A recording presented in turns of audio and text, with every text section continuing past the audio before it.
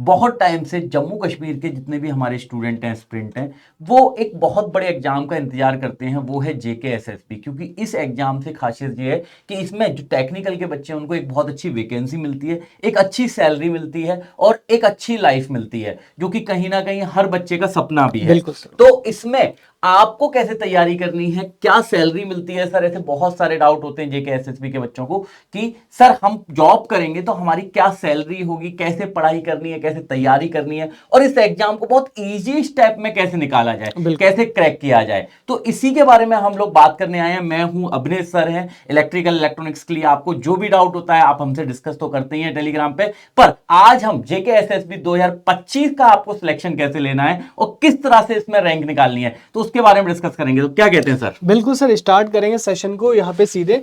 तो भाई सर, अगर किसी भी एग्जाम की सबसे पहले बात करें, हाँ, तो यहाँ पे सबसे पहले बात आती है यार पैसा की। पैसा कितना मिलेगा यार मेरे को, है ना? क्योंकि पैसा एक ऐसी चीज है जो बहुत ज्यादा मोटिवेशन देता है, सबको देता है, सबको मोटिवेशन देता है यहाँ पे पैसा।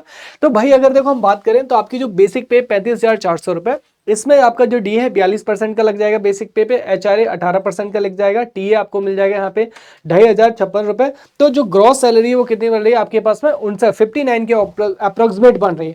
लेकिन अगर हम यहाँ पे बात करें कि जैसे यहाँ पे कुछ एक जो सीनियर्स हैं और जो यहाँ पे ऑलरेडी जो सिलेक्टेड बच्चे, उनसे भी अगर जैसे हमने बात की तो उन्होंने बताया कि सर जो नेट सैलरी उनकी जो 2025 में आ रही है लगभग 63 और 64 हजार के लगभग आती है।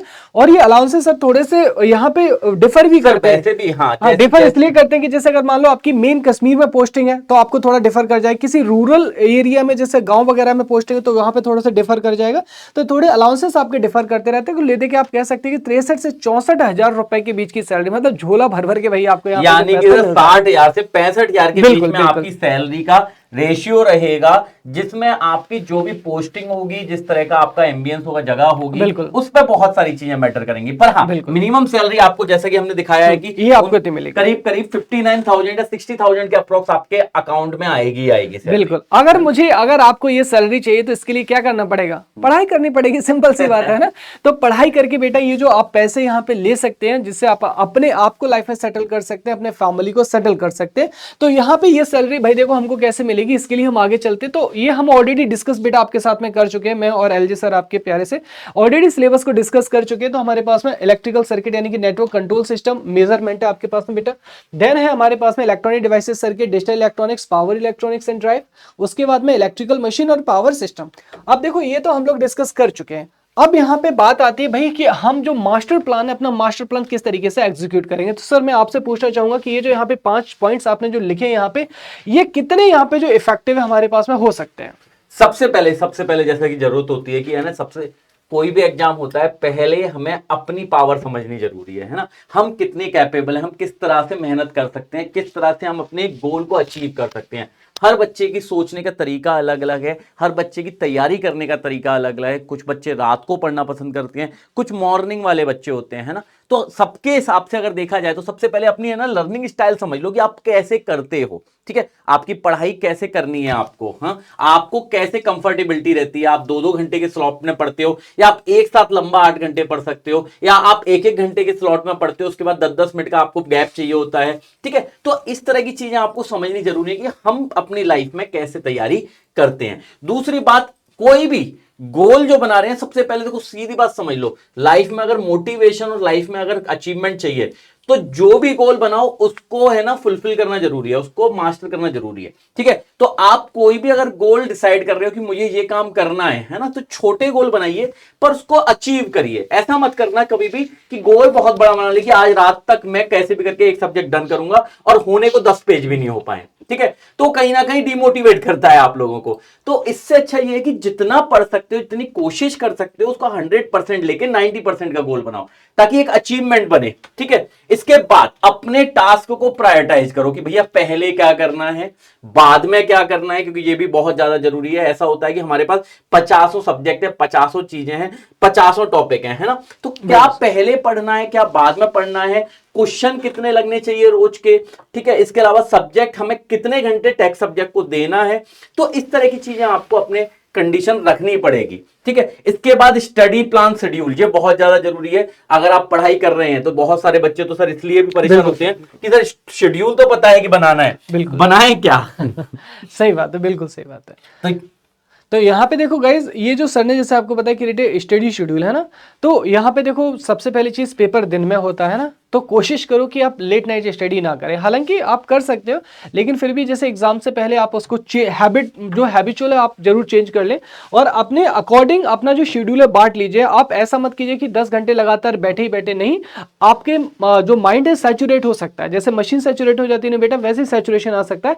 तो यहाँ पे आप अपने जो रियलिस्टिक आपकी जो स्टडी शेड्यूल है वो बना लीजिए कि 2 घंटे आपकी कैपेसिटी, उसके बाद में टेक अ स्मॉल ब्रेक। इस तरीके से जो छोटे छोटे शेड्यूल है उसमें अपने आप को बांट लीजिए। बिल्कुल सर, जैसे कि मैं बच्चों को बता भी देता हूँ, जैसे मैं जब पढ़ाई करता था तो मेरा मैक्सिमम सिटिंग होता था 2 घंटे से ज्यादा ऑलमोस्ट सबका नहीं बैठ पाता है ना। तो हम लोग, मैं क्या करता था कि मैं 2 घंटे के लिए बैठता था और उसके बाद 15 मिनट का ब्रेक लेता था। अब 15 मिनट के ब्रेक में भी क्या करना है, कुछ बच्चे क्या करते हैं सर, मोबाइल पे शॉर्ट देखना शुरू कर देते हैं। सबसे गलत चीज सर जो मुझे सबसे लगता खराब, है, सबसे खराब। 15 मिनट अगर आपको ब्रेक लेना है तो आपके अपने माइंड को शांत करना है, तो कोशिश करिए आंख बंद करके बैठिए, 15 मिनट का वो लगाइए, क्या कहते हैं, अलार्म, और उसके बाद अपने कान में कोई भी स्मूथ गाने जो होते हैं ना, बिल्कुल जो आपके दिमाग को शांत करने की कोशिश करते हैं, इस तरह की चीजें करिए ताकि आपके आंखों को आराम मिले, ठीक है। और जब हम पढ़ रहे होते हैं, जब हम कोई भी चीज लिखना है या प्रैक्टिस करना है, तो हमारे कानों का यूज ज्यादा नहीं होता, उसमें हमें बोलना होता है, देखना होता है, दिमाग चलाना होता है। ये 3 चीजों को बहुत ज्यादा अच्छे से फोकस करना है, ठीक है। तो जब आप 15 मिनट का गैप लेते हैं तो उस 15 मिनट में ये तीनों चीजें आराम करनी चाहिए।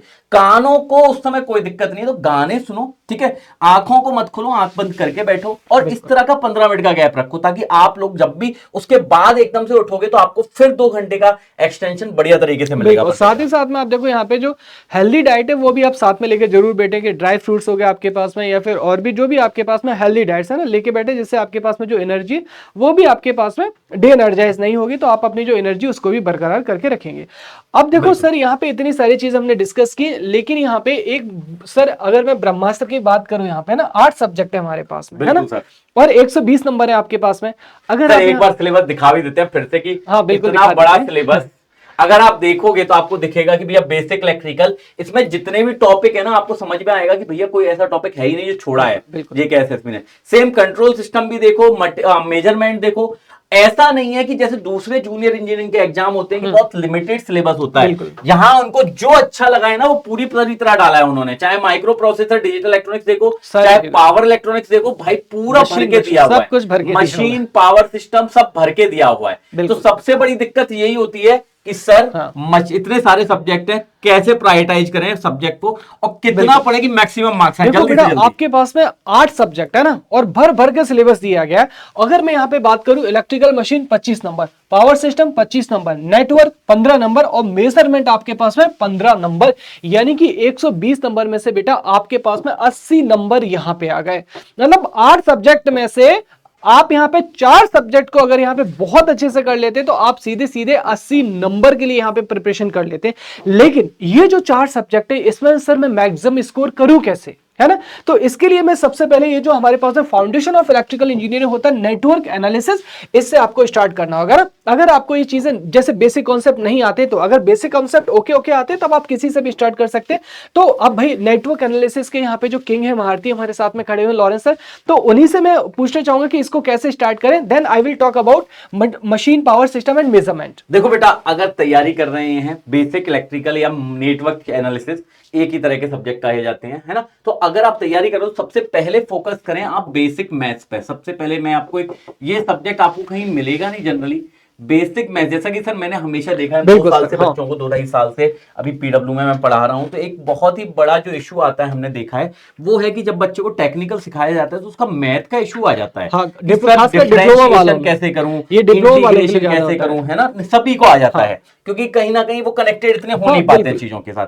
तो सबसे पहले आपको बेटा बेसिक मैथ्स पे फोकस करना है, जैसे कि डिफरेंशिएशन हो गया, इंटीग्रेशन हो गया, इस पे इतने पकड़ लो, इसमें इतनी पकड़ बना लो, ठीक है। कॉम्प्लेक्स नंबर्स हो गए, क्योंकि देखो इलेक्ट्रिकल इलेक्ट्रॉनिक्स नंबर आपको, तो आपको कॉम्प्लेक्स नंबर भी बहुत अच्छे से आना चाहिए। बिल्कुल सर, वेक्टर्स हो गए, जो आपने सर ऊपर की दो चीजें लिखी है ना, मतलब पावर सिस्टम में सर मैं इतना फ्रिक्वेंटली यूज करता हूँ, बच्चे सर, कई हर जगह फंसते हैं। सब्जेक्ट में यूज होते हैं। मैं खुद बेसिक इलेक्ट्रिकल में, है ना, वैसे मैं चाहूं तो बिना उसके भी बता सकता हूं, पर ये होता है कोशिश कि अच्छी चीज सीखने के लिए सारी अच्छी चीजें आनी चाहिए। तो आपको सबसे पहले इन चीजों पे फोकस करना है। जब आप इसमें इतने कंपैटिबल हो गए कि हाँ अब इसमें कोई छोटी मोटी चीजें आएंगी तो हम कर सकते हैं, तब आप टेक्निकल स्टार्ट करेंगे। आप बेसिक इलेक्ट्रिकल पहले स्टार्ट करेंगे, क्योंकि इससे आपको बहुत कुछ सीखने मिलेगा। ठीक है, इससे आप हर सब्जेक्ट का बेस सीख जाएंगे। पर अगर आपको बेसिक इलेक्ट्रिकल में कुछ चीजें आती हैं, जैसे कि केवीएल केसीएल हो गया, ठीक है, या फिर आपका नोडल हो गया, ये दो तीन चीजें अगर आप जानते हैं तो फिर आप इनमें से भी कोई सब्जेक्ट स्टार्ट कर सकते हैं। ठीक है, तो पहले तो बेसिक इलेक्ट्रिकल ही स्टार्ट करना है, फिर पावर सिस्टम मशीन। सर कौन सा स्टार्ट करें, बताओ आप। बिल्कुल, देखो अगर यहाँ पे आपने बेसिक इलेक्ट्रिकल कर लिया, मतलब आपने मशीन और पावर सिस्टम को थोड़ा थोड़ा ऑलरेडी सीख लिया। अब यहाँ पे आपके पास में मशीन और पावर सिस्टम में से आप कोई सा भी सब्जेक्ट स्टार्ट कर सकते हैं, बट आई वुड सजेस्ट कि आप यहाँ पे इलेक्ट्रिकल मशीन को स्टार्ट करें, because power system is a complete combination of electrical engineering. इसमें मशीन का भी यूज होगा, कंट्रोल सिस्टम का भी, नेटवर्क का भी, पावर सब का इसमें यूज होता है ना। तो अगर आपको लेकिन थोड़ा बहुत भी मशीन का बेसिक्स आता है, देन आप पावर सिस्टम के थ्रू भी जा सकते हैं। तो आपको इससे पहले इलेक्ट्रिकल मशीन आपको स्टार्ट करना होगा ना। अब देखो इलेक्ट्रिकल मशीन में बेटा सिलेबस आपका बहुत वास्ट होता है, और सिलेबस से भी ज्यादा वास्ट होता है आपकी उसकी यहाँ पे टफनेस, यानी कि एक दरवाजा खोलोगे तो दो मिलेंगे, दो के आगे चार मिलेंगे, चार के आगे आठ मिलेंगे, लाइक दिस, है ना। लेकिन पावर सिस्टम में उतने कॉन्सेप्ट नहीं होते हैं, मतलब उतना डेप्थ नहीं होता है जितना डेप्थ मशीन में होता है आपके पास में। तो आपको यहाँ पे जो बेसिक से स्टार्ट करना होगा, जैसे कि इलेक्ट्रिकल मशीन में आप सीधे ट्रांसफार्मर पे कभी मत जाइए ना। आप सबसे पहले जो मैग्नेटिज्म है, मैग्नेटिज्म को सीखिएगा कि किस तरीके से मैग्नेटिक डोमेन में एनर्जी ट्रांसफर होती है। बिकॉज अगर बात करें तो बेस ऑफ इलेक्ट्रिकल मशीन जो है वो हमारे पास में क्या है, मैग्नेटिज्म ही हमारे पास में ना, एयर गैप है हमारे पास में। तो छोटी छोटी चीजें आपको सीखनी होंगी कि कोर क्या है, रिलक्टेंस क्या है, एयर गैप पावर क्या है, एयर गैप क्या है, फ्लक्स और एमएफ में क्या रिलेशन होता है, रिलक्टेंस क्या है, लाइक दिस। जो छोटी छोटी चीजें बेटा वो आपको सीखनी होंगी।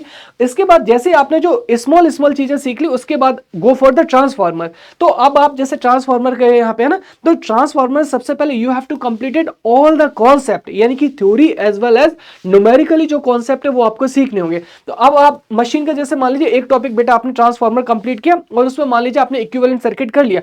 नाउ अब इक्विवेलेंट सर्किट के ऊपर आप क्या लगाएंगे बेटा, टेस्ट सीरीज लगाएंगे, या फिर आप जो प्रीवियस ईयर क्वेश्चन है या फिर एमसीक्यू आप लगा लीजिए। तो आपने टेस्ट सीरीज या फिर आपने प्रीवियस ईयर क्वेश्चंस उस पे आपने लगाए। आजकल टॉपिक वाइज भी आपको मार्केट में तमाम बुक्स मिल जाएंगी। तो अब आप देखो कि उसमें आपके कितने एक्यूरेसी आ रही है, 90%, 80%, या फिर आपके पास में बिलो 70% है। तो जो आपके पास में अनएक्यूरेसी है ना, उसको दोबारा से रिड्यूस करो। रिड्यूस कैसे करेंगे कि भाई यहाँ पे मेरे जो क्वेश्चन से क्यों गलत हुए, क्या मुझे कॉन्सेप्ट नहीं आता था, या फिर मैंने तुक्का मार दिया था, गैस वर्क कर लिया था यहाँ पे। तो उसको दोबारा से कॉन्सेप्ट पे जाइए, उसको रीड कीजिए एंड मेक देम स्ट्रॉन्ग। इसी तरीके से हर सब्जेक्ट की बेटा आपको अप्रोच करनी है। नेक्स्ट अगर आप सर मेजरमेंट की बात करें, इलेक्ट्रिकल इंजीनियरिंग का सबसे बेटा सबसे सिंपल सब्जेक्ट अगर होता है तो हाँ ये होता है हमारे पास में सर, न्यूमेरिकल भी आता है लेकिन हाँ, आपके पास में थ्योरेटिकल, और सबसे कम सिलेबस, बेसिक इलेक्ट्रिकल से हाँ कम सिलेबस। मतलब अगर मैं कहूँ कि सर सबसे कम सिलेबस है, मतलब 4 यूनिट अगर आप कर लो तो मेजरमेंट खत्म। यानी कि बेसिक्स हो गया हमारे पास में, और आपके इलेक्ट्रोमैकेनिकल इंस्ट्रूमेंट्स हो गए, measurement of power and energy हो गया, और सीआर हो गया। बेटा इतने में आप 15 नंबर लेके आ सकते हो, और इसी पे आप जनरली क्या करते हो, यहाँ पे छोड़ देते हो इसको, है ना। तो जो लोग अगर जैसे सेल्फ प्रिपरेशन भी आप कर रहे हैं, तो इसके लिए एक छोटी सी बुक आती है एक किसानी, अगर आप उसको भी रीड कर लेते हो, आप यहाँ पे 15 नंबर लेके आ जाओगे। अब भाई देखो 4 सब्जेक्ट और 80 मार्क्स, और बचे आपके 4 सब्जेक्ट, है ना। मतलब आपके 50 मार्क्स में वो 4 सब्जेक्ट बचे, जिनका भी सर एक भारी भरकम यहाँ पे जो है आपके पास में वेटेज है। तो इस तरीके से आप जाएंगे तो डेफिनेटली बेटा आप यहाँ पे सिलेक्ट हो जाएंगे। बिल्कुल, सबसे पहले आपको इन 4 सब्जेक्ट पे फोकस करिए, ताकि 80 मार्क्स में से करीब करीब हम 60 टू 70 मार्क्स को टच कर पाए।